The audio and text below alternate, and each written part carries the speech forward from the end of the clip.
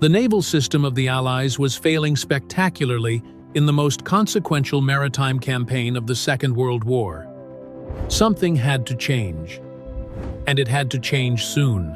When the solution finally appeared, it would look so bizarre, so improbable, so unlike anything naval warfare had ever produced, that German intelligence would spend months refusing to believe it was real.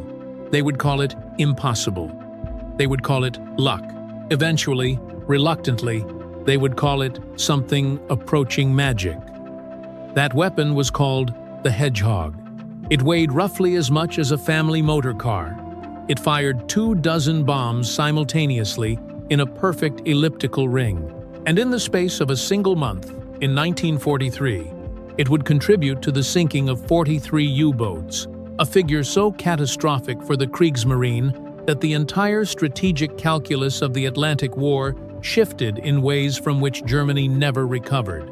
But to understand why the Hedgehog mattered so profoundly, you first have to understand how badly everything else had been failing.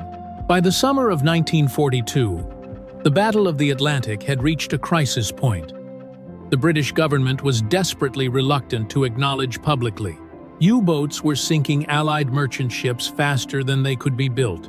In a single month, November 1942, German submarines sent 119 vessels to the bottom, totaling over 700,000 tons of shipping. At that rate of attrition, Britain's ability to feed its population, fuel its industry, and supply its military was genuinely at risk.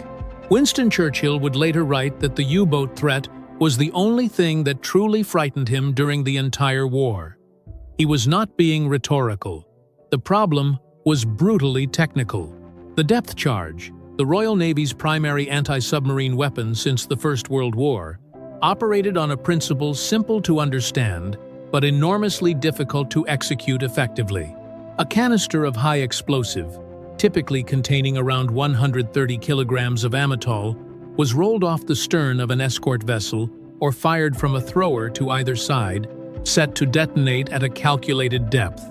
To be lethal, it needed to explode within roughly 6 to 9 meters of a submarine's pressure hull.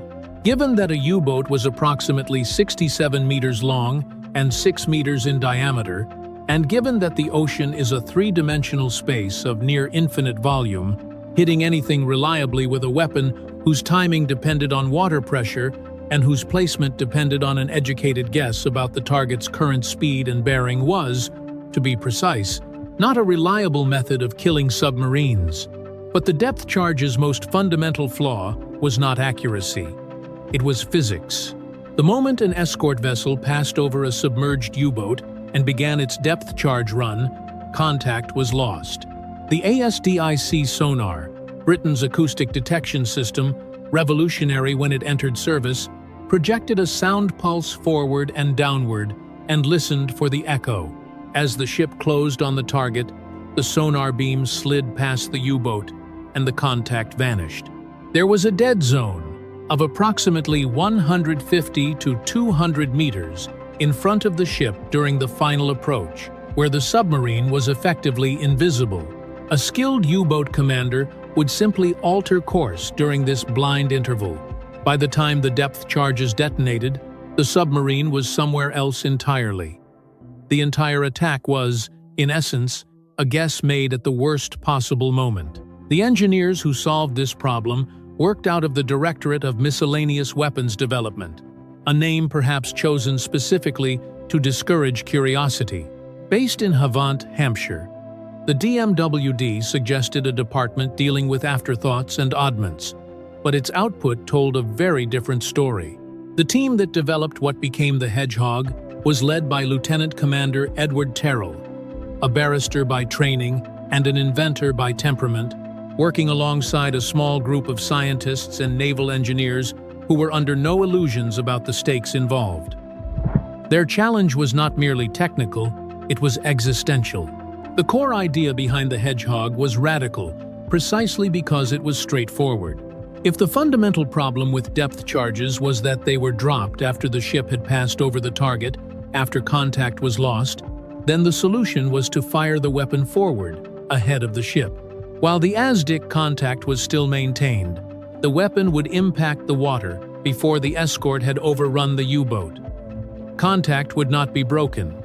The attack would be prosecuted with eyes open rather than shut. The mechanism Terrell's team developed was a spigot mortar launcher. 24 individual firing spigots, arranged in an elliptical pattern on a steel frame mounted to the bow of an escort vessel. Each spigot held a contact-fused bomb weighing approximately 14.5 kilograms and containing 16 kilograms of Torpex, an explosive mixture roughly 50% more powerful by weight than TNT. The 24 bombs were fired simultaneously or in extremely rapid succession, essentially simultaneously to any observer, and they followed ballistic trajectories that caused them to land in a tight oval pattern approximately 40 meters wide and 120 meters long, at a distance of roughly 180 meters ahead of the firing ship. The pattern was designed to cover an ellipse large enough to account for realistic margins of error in the ASDIC fix, while concentrating enough explosive density to be lethal. Torpex was not incidental. Ordinary TNT would have required larger bombs, or more of them, to achieve comparable lethality. Torpex, developed specifically for underwater ordnance, detonates at higher pressures in the denser medium of water, meaning a relatively small bomb, something roughly the size and weight of a large domestic gas canister, could buckle plate steel at a range where a TNT equivalent might only cause superficial damage. A U-boat's pressure hull was designed to withstand the crushing pressure of several hundred meters of water. It was not designed to withstand a Torpex detonation at close range. The physics were non-negotiable. The weapons were manufactured primarily at facilities in the Midlands and the north of England, assembled in conditions of considerable secrecy, and delivered to escort vessels being refitted at yards on the Clyde and at Liverpool. Exact production figures remain partially classified, but estimates suggest that several thousand Hedgehog systems were eventually produced and deployed across the Royal Navy and, under Lend-Lease arrangements, the United States Navy as well. The Hedgehog first entered operational service aboard HMS Westcott, the same class of destroyer that had been rolling depth charges fruitlessly into the Atlantic for years, in January 1942. Initial trials were promising, but operational performance proved more complicated. The weapon's most counterintuitive feature was also its most psychologically demanding. The Hedgehog bombs were contact-fused. They detonated only upon striking a submarine. A depth charge would always explode, producing a satisfying column of white water that gave the crew the illusion that something had happened, even if that something was entirely useless. The Hedgehog, by contrast, produced a spectacular simultaneous pattern of splashes as the bombs entered the water, and then, if the attack had missed silence, no explosion, no visible confirmation, just the ship continuing forward, and the ASDIC operator listening intently. Crews found this deeply unnerving. Success, by contrast, was unmistakable. One or more bombs striking a pressure hull would detonate in rapid succession, producing a series of deep, resonant underwater concussions that could be felt through the ship's hull and heard clearly through the hydrophones. A kill was certain. A miss was equally certain. There was no ambiguous middle ground. Early operational use in 1942 showed hit rates that, by later standards, were disappointing, perhaps 8 to 10% of attacks resulted in kills. Some officers initially concluded the Hedgehog was inferior to depth charges, a judgment that, statistically speaking, was wrong. The depth charge kill rate per attack at the time was estimated at approximately 2 to 3%. Even at its initial efficiency, the Hedgehog was substantially better. The comparison with German equivalents is instructive. The Kriegsmarine's anti-submarine doctrine in 1942 still conceptualized the U-boat as the primary offensive instrument and devoted comparatively little design energy to developing novel countermeasures for the eventuality that their own submarines might become the hunted rather than the hunter. The German WBO the standard depth charge, was technically comparable to British equivalents, and the Kriegsmarine operated capable escort vessels. But Germany produced nothing analogous to the Hedgehog during the war's critical middle period.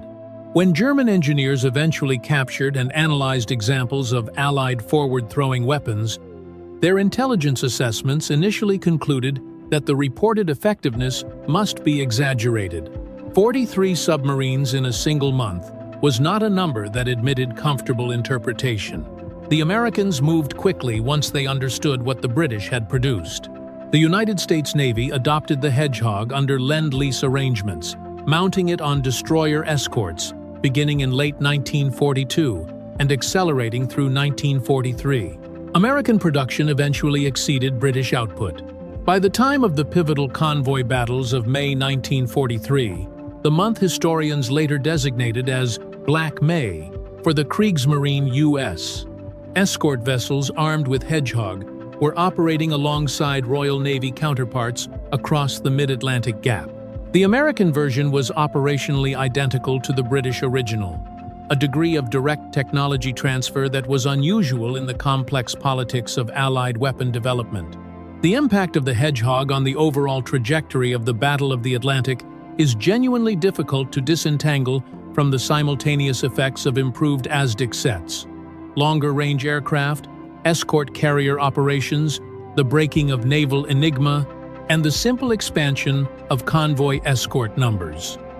War is not a controlled experiment. But several things are clear.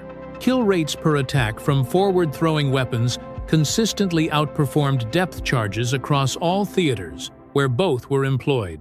U-boat commanders began reporting in their operational logs documents that German naval historians subsequently analyzed a new category of anxiety attacks, coming without warning from a direction that seemed wrong at a moment when ASDIC contact should have been broken. Some crews believed their acoustic signatures were being detected in ways they did not understand. A few log entries describe what sounds very much like operational paranoia.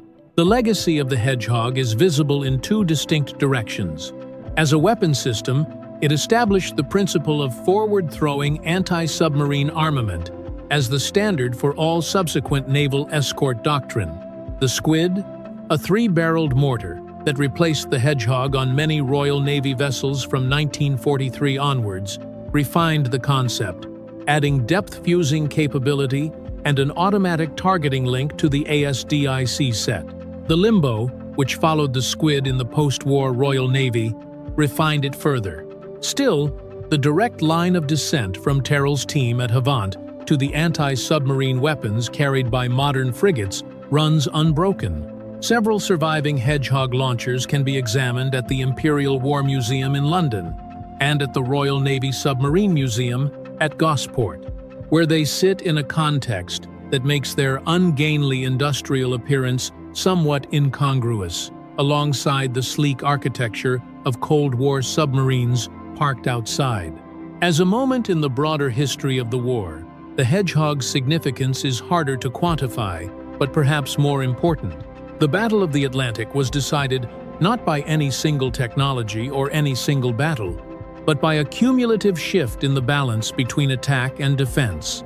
A shift in which the Hedgehog played a role disproportionate to its modest appearance.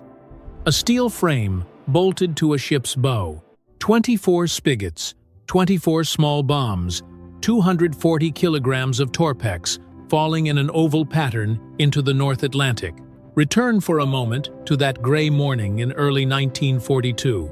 HMS Westcott is cutting through the chop, depth charges failing once again, and the U-boat is somewhere in the darkness beneath the convoy, alive and maneuvering. Now move forward, 14 months to May 1943, to a different ship on the same ocean.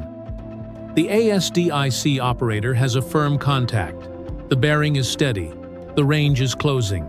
No one passes over the submarine. No one loses contact. The firing solution is calculated. The order is given.